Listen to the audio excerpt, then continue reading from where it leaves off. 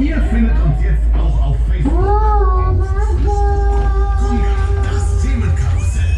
Jetzt liken. So kommt die mit den Sitz, aber das hinterher das harte Stück. Wir fangen an mit dem hier. Wir legen sie adios. Das kommt hier.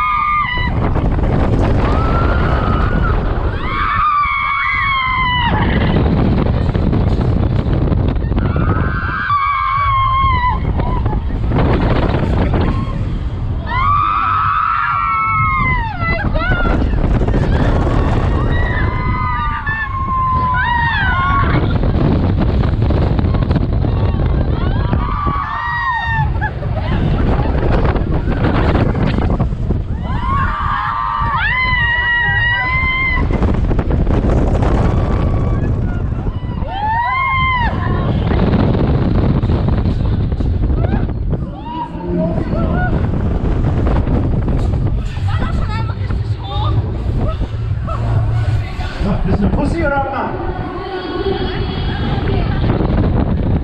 Sollen wir das andere Fisch? Ja! Jetzt sind die aus dem Hals raus. Sie wollen noch mal. Ja!